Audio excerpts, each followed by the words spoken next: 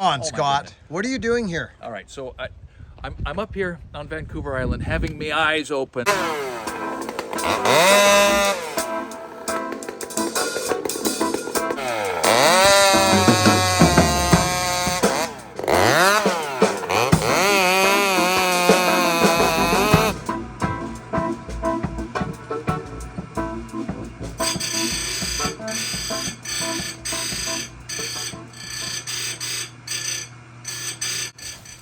Friends, great to see you again. Scott and I believe this is our second, we woke up and we went to go cut trees, and I'm just taking the opportunity to show Scott my game here a bit. I run ground chain, as most of you know. I square file hand and I round file hand, but when I get into some good timber and some nice cutting, I'm on square grind. And this is a Symington, and Scott finds this interesting and wanted to capture a little bit, and he built some content for his channel, which who knows when it'll come up, but I just want to share some of this stuff with us. Scott helped us out with a big decision, friends, and so let's have some fun here. Nice grind, actually. I didn't bump you? No, didn't hurt a thing. I get asked, people will see my chains, Buckin, your teeth are all different sizes. And I say, well, yeah, if you hit a rock with 5 teeth, You're gonna lose. I'm not going to file the 50 other teeth that Yeah, that back to that I'm just going to crack the ones that are broken, get the raker gauge out, and get it all working smooth again. I had a guy on YouTube, actually, I called him the Micrometer Man. I wish I knew his channel. He's a very nice man, very humble guy. I wish I knew his channel name. But I called him the Micrometer Man. Yeah. Because he was right into this. You could see he was learning. He was a landscaper, not a logger, but a nice guy. And he was teaching people how to file. You got to have them exactly the same. You got to count the strokes. And I don't think I caught him. But anyways, he watched my videos. About 4 or 5 later, he came on and said, friends, just what you and I talked about. The humility. Yeah. He said, you don't have to do this. All you're doing is yanking the wood out. Yeah, so it was really neat to see that. Yeah, that's cool. I love, this is what this is for. A teachable soul. This is it. Yeah. This is it. I'm only leading you down to the creek, Scott. Yeah, you gotta bend your head down and drink That's something. We do things what we do. Yeah, we do what we do. You know, and if you're humble enough to learn as you go to make your life easier, like a lot of these things I see that people say to me and suggest, I say, I could see that happening in about 10 or 15 years. Yeah. But right now, get out of my way. Yeah, I got work to do. I'm busy. Yeah, I'm behind. Yeah. I'm already behind. Yeah, and infiltrating a new system right now is not my plan. Don't have the bandwidth. No. We spoke of ritual. Uh-huh. When you're a young man feeding a family, the ritual starts. It's not honed. You know what I mean? Yeah. Like even the things like my boots and this and it's all a ritual. Yeah, you're just assembling the symbols of your ritual. It's true, isn't it? Yes, it is. Like your hammer. Yeah, the symbols of your ritual. You're assembling it. That's right. And you take great pride in it down the road. Down the road. I sure am. Yeah. So this side's done. So friends, I thought about, Josh, while I got this on in low battery, I'm not a grandstander, but can you talk a little bit about where this is going and how that we're gifting this. We'll talk about more of that later, but we're gifting this stuff to Josh and his program, and I don't know much about it. I was referred to him by Scott. Josh, some weirdo just showed up. I don't know how he got my name. Here's this machine. It's unreal. It's 46 ton, I believe. It's massive. Scott's here with me. Just show it's foot activated. It's a wonderful machine. So that's a 50 amp breaker over there probably? Yeah, this is like a dryer plug-in. Yep. Yeah, I'm not an electrician, but we did have to just lengthen that from the box. So we took it from the welder. So whatever that is. Same deal. So let me jump in here. Yes. So Josh, I think this would work really good in your shop. You know, this is not going to tear the boys' arms and legs off. And it's not that they can't get hurt with it, but it's just that they have a fighting chance of not getting hurt. And you can look the school board in the eye and tell them it's a safe tool. More guards could be put on here, but it solves punching and drifting, and it puts axes within their grasp. So anyhow, we'll be talking about this. I think it probably weighs 1,200 pounds. Buckin has got a little pallet jack right there. He can get it up on the original pallet. Anyhow, we'll be talking and we'll put our heads together, and this has got to go to a good home, and I think your home is a better home than mine probably. We'll talk. Good. Thanks, Josh. Thanks for taking the time to look at it. Essential Craftsman. But I'm going to turn the camera over, and I just want Josh to kind of give you guys a better idea of where this gift is now moving to and going to be utilized. Josh, you're on, brother. We're at Sutherland High School, so we're a little small town in Oregon, just north of Roseburg, south of Eugene. We're just starting blacksmithing. It's going to be awesome. We have a pretty established wood science and wood manufacturing program, and this is just going to take our blacksmithing to the next level. It's going to be awesome. I love it. I love it. So it's going to a school, friends. A school for young men and women to get these things dirty. I don't have a lot of battery left, but my heart is pounding today because this has been on my head, friends. I'll be very honest. It's been on my head. So we're gonna get it loaded. Hey, Mr. Billy Ray, I just had to show you I got this thing set up, and it's like it's always been here before. Right there. Oh, it's fit to do work. Gonna double up the size of this table so we can add our second forge, which is gonna be fantastic. You know, and we're just getting things lined up. I really appreciate you, and just want you to know how awesome it's gonna be.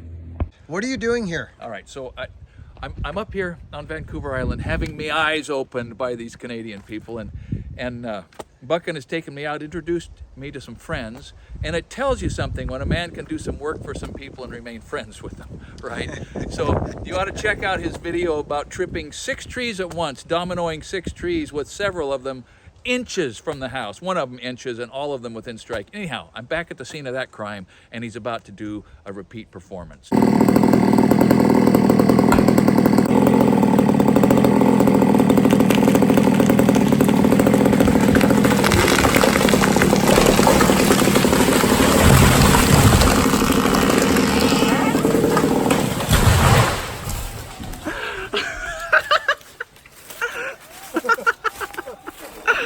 So I'm going to stand by with bated breath and run the camera. I love it, Scott. I love it. He blew some smoke up my can for me there. You gotta like that. Has to be done. It does. We got an old school axe that was called out by the channel. I've stepped on this axe in the bush for years. It's a Buckin special. It's a German 3-pounder, not a big banger. I prefer, for bigger timber consistent like this, I would probably go 4.5 pounds, not 3. But this is such a beautiful axe, and it has so much history hanging off my hip. So that's the one we're running today. These boys. Let's go. Scott's gonna wrap his mittens around one of these power saws. Probably the one I got in my hands. It's you know, it's the 372's newer version. It's a 572. You all know, you've been watching. But I haven't done much real stump making with it. Some. And today is interesting. The wind is never in my favor here. It's never. It's always blowing against me, but we've got... As Scott walks in there, look at that little fur in front of him. Look at the lean on it. Look at the bones on it. It's all running at the house. So, it's on the back of the timber. It looks like I can squeeze it through. I hope it doesn't get hung up in that limb above there. See that, friends? I'll just show it to you here. You can just see, I'll bring you right in. See the top of that little fur? There's a big limb right there. I'm actually gonna have to look at that. I may have to set it up and blast it with one of these big ones. I'll see if it'll work its way through, but I do not want it to start going and then be stopped. So we'll see how this goes. I'll get set up on the stump and we'll bring you in.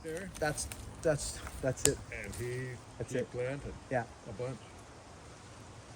that's yellow. Yeah, yeah. Alaskan I call it cypress. cypress. Yeah. Yeah. Yeah.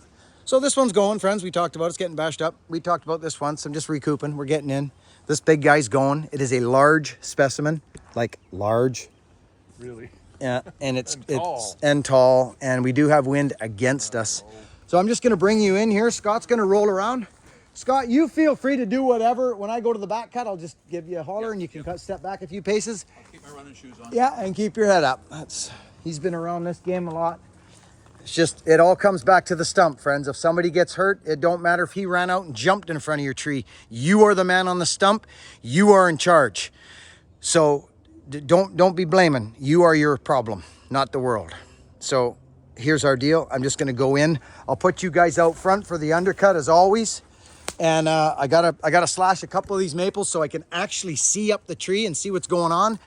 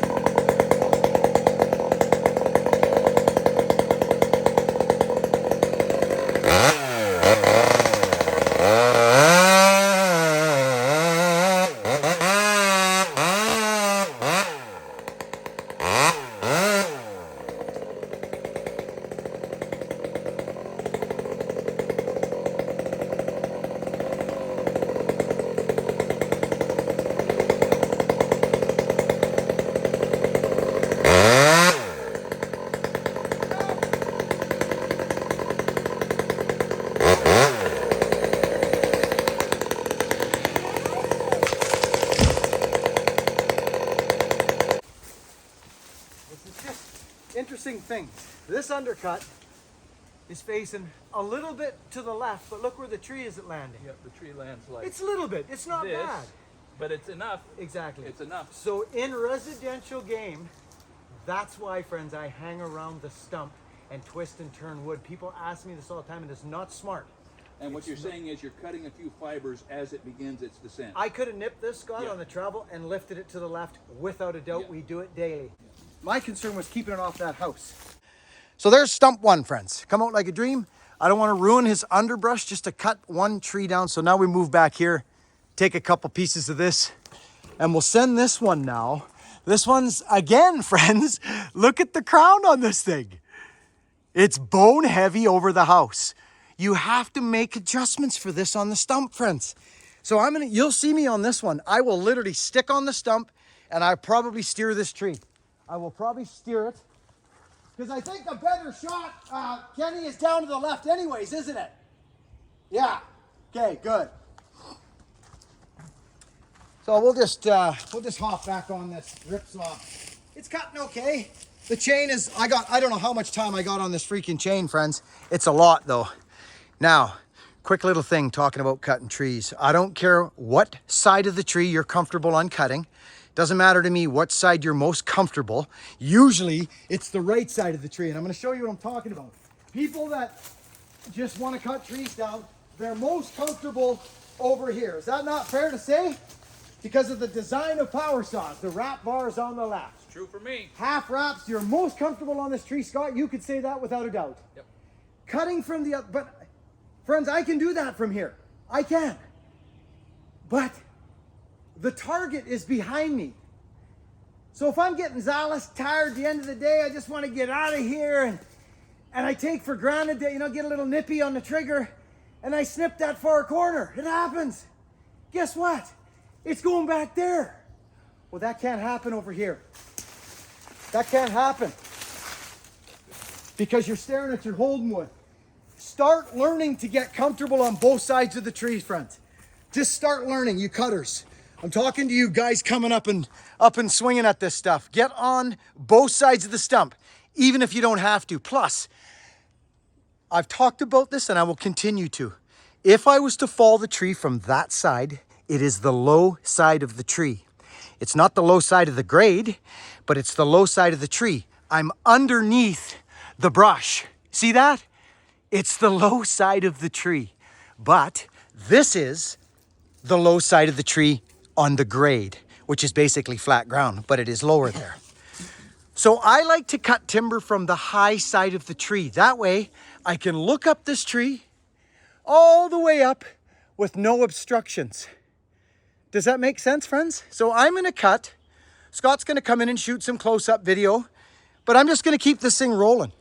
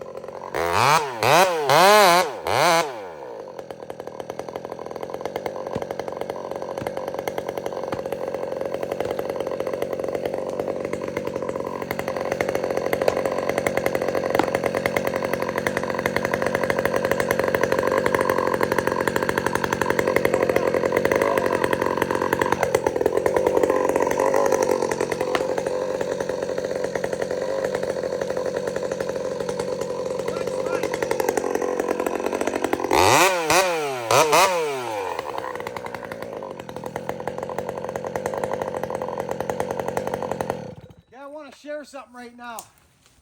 I knew I was fairly lined up. Are you in your own field? Yeah, take a look. It's probably pretty good. Oh.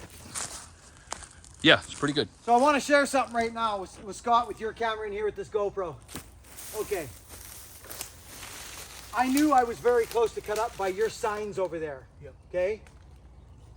But if I had have just kept cutting to meet those cuts up, guess what happens? You're tipping too close to the house. You're changing your direction by several feet. Yep. You just are. Can't afford it. Bang these out. Yep. Just bang them out. Go over. Don't be lazy. Go over, have a look. Oh, that's going to bang out. If it wasn't for that thick bark, that would have took a bang or two and it dropped. Yeah. That thick bark's soft. It doesn't compress very good. Right, you know what I mean? Yep.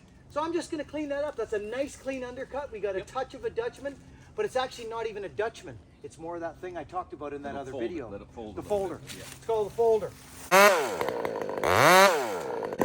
So because that tree is bowed over the house, I'm shooting for that cluster of maple over there. Right in there, across this log.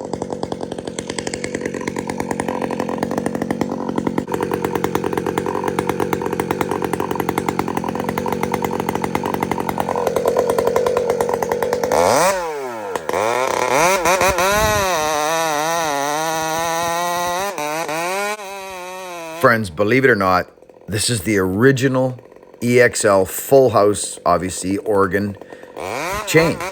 Out of the box, not touched, not ground, not even nothing. It's still out of the box chain, which is not my favorite.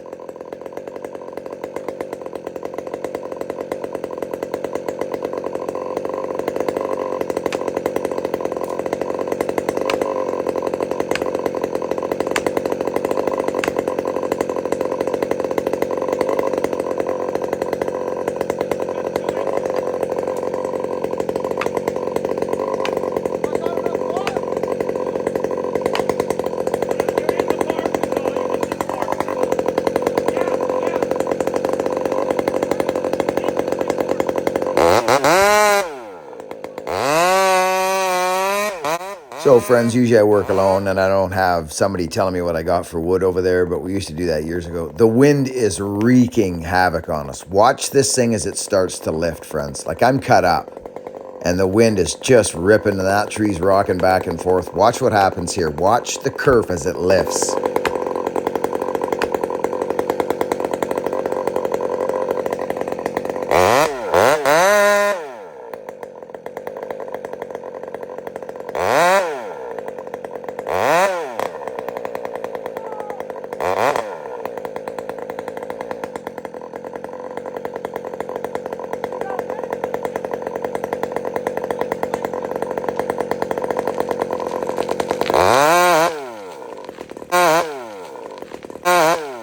I'm going to say this again right now.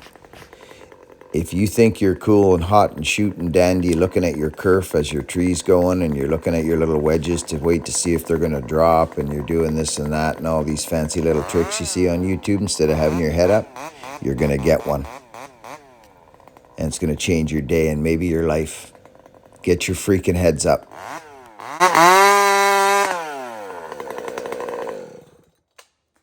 That one just about put a knot on the back of your head.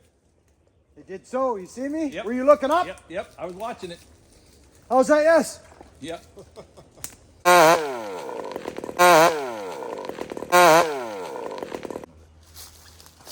Okay. This is not my favorite cut and chain right now. This is, friends, just so you know, this is a stock chain. I've got hours of cutting on it. I've not hit it with a file. I think I scrubbed a couple teeth. This is a bone stock EXL organ chain out of the box. And every bit of cutting you've seen me do with this chain is here. I've not touched it up. It's bone stock, so it's cutting like a stock chain, which is not my favorite. But it's got the power and a good exhaust on it. That's a good size stump. It's a good size stump. So, let's move on, shall we?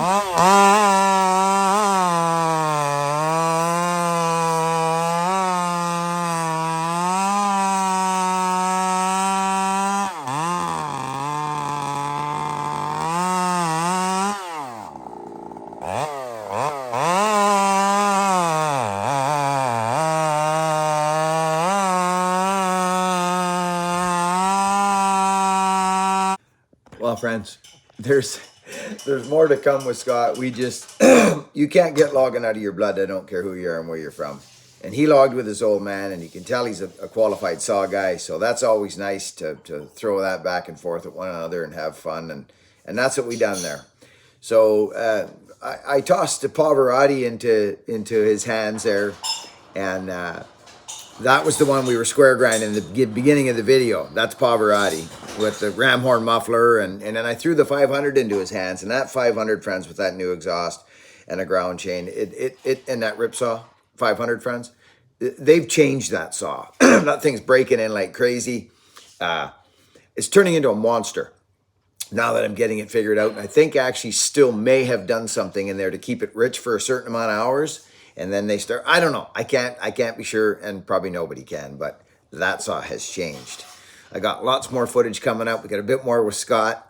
Scott, again, thank you for reaching out to my call and coming and help me make a decision on that equipment in there. If anybody can help me find somebody, I knew it would be you, and I trust you. So thanks again, friends. Thanks for watching. Work hard, be honest, and we'll catch you on the next video. Be kind.